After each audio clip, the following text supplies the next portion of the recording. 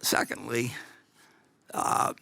people get enormously attracted to various industries. I mean, they think if you know, if a company says it's in the XYZ industry and that's a popular one, you can sell IPOs, you can sell SPACs, people disregard sales numbers, earnings numbers. It's just, it's the place to be. So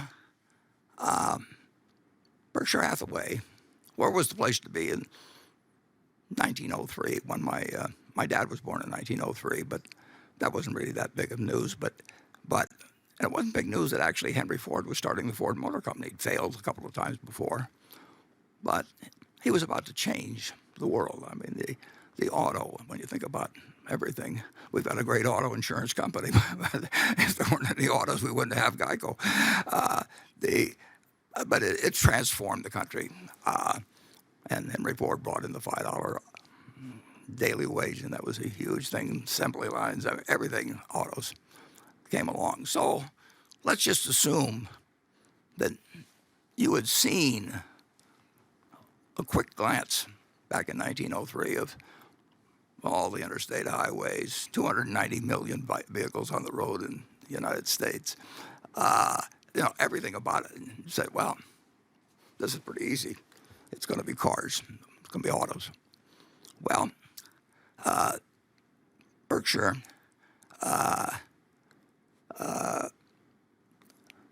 let's see what we've got up there. Yeah, no, stay where you were. Go back. I don't want to change slides yet. Go back to the old. The Berkshire, by accident, well, we own a company called Marmon. We bought it from the Pritzker family some years ago. The Pritzkers had built this business from many, many, many companies that they'd acquired. And the name of their company was Marmon. And I don't know exactly why Jay and Bob decided to name it Marmon, but they did own a company called Marmon. And the Marmon company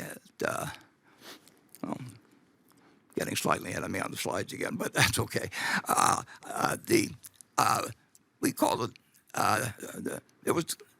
They owned this company Marmon, which in 1911 had been the company whose car won the first Indianapolis 500. Maybe that's why they called it Marmon. They were proud of the fact that the company in 1911 won the first Indianapolis 500. It also was the company that invented the rearview mirror. I'm not sure whether that was a big contribution to society, and certainly around your household. Rearview mirror, you don't want to emphasize too much, but they the car that was entered in the Indianapolis 500, the guy who normally sat next to the driver and looked backwards to tell what the competitors were doing, he was sick, so they invented the rearview mirror. So let's just assume that you decided that autos were this incredible thing, and someday there'd be an Indianapolis 500, and someday they'd have rearview mirrors on cars, and someday 290 million cars would be buzzing around the United States, or autos, or the county trucks there. And so I decided to look at the history, and I thought I'd put up the list of auto companies from over the years. And I was originally going to put up just the ones that were the M's so I could get them on one slide. But when I went to the M's, it went on and on and on. So I just decided to put up the ones that started with MA. And as you can see, there were almost 40 companies that went into the auto business, just starting with MA, including our Marmon there in the middle column, and which lasted for a while, quite a while. But it was selling cars in the 1930s were really quite special.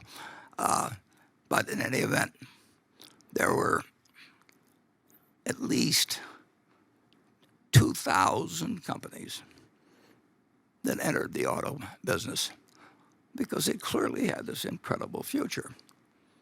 And of course, you remember that in 2009, there were 3 left, 2 of which went bankrupt.